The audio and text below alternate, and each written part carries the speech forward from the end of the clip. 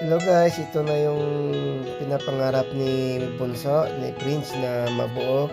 Ito pa yung kanyang sinadya dito sa Taiwan para mabili lang yung gusto niyang mga parts ng mga computer. At syempre, importante nagkita-kita rin kami at sa wakas nabili rin niya. At ito, ina-assemble na niya yung kanyang pinangarap na i-assemble na PC, personal computer niya para magamit daw yung kanyang pag pagla-live streaming. So yun guys, 14 years old pa lang siya. So amazing naman dahil siyempre proud na proud kami ni mama niya dahil akala namin hindi siya talaga desidido na buuin to.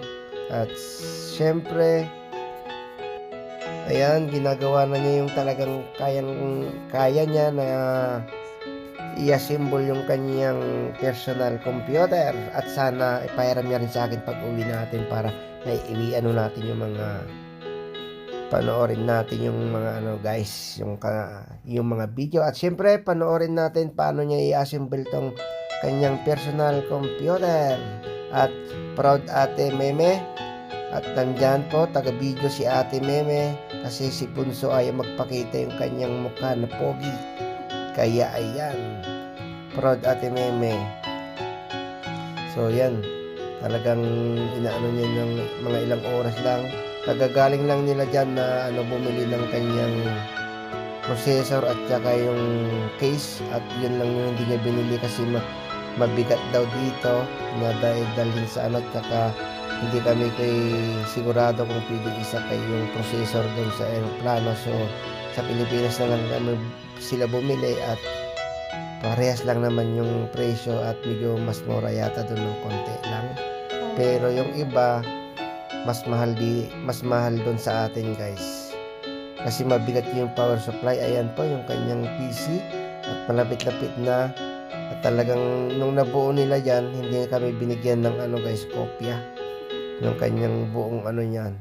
Pero makikita nyo may konting pasilip lang siya dyan si Bunso. At andyan din si Ate Meme niya na taga video at andyan din yung kanyang boyfriend ni Ate Meme na nag-assist and shout out sa iyo. And sinusubaybayan mo yun si Bunso dyan, tinuturuan mo paano siya mag-assemble. Ayan guys, nag-assist lang pero si Bunso talaga dyan guys, naglalagay ng mga parts.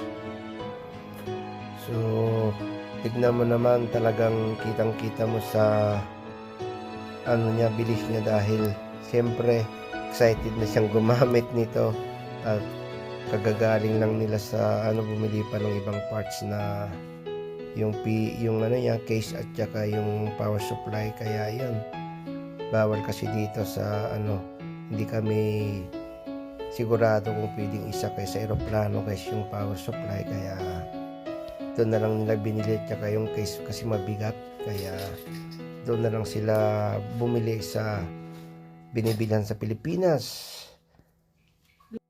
So Billmore ba yun guys, hindi ko alam kung tama ba yun, Billmore o Hailmore. So basta yun, basta may more.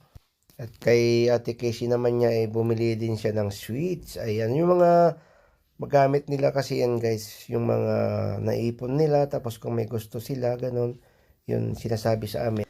At yan guys, talagang deserve naman niya na magkaroon ng ganyan kasi sa 2 taon niyang pinag-ipunan yan, nakaipon siya ng 30k sa peso guys. Yung mga allowance na binibigay namin, konti lang ginagastos dyan, yung nagtatabi talaga, nilaan niya talaga para dyan sa pangarap ng yan. At sana tuloy-tuloy. At nung paglapag nila dyan sa airport, meron yung raffle promo na para sa tourist lang at yun, natsambahan niya rin at naswertyan niya na nanalo siya ng 5k. Kaya tuwang-tuwa siya noon na kahit saan kami pumunta, meron na siyang libreng pamasahe at pwedeng pangkain. So ito yun na guys, umilaw na at maya-maya ay na lang nila ng Windows. So maraming salamat.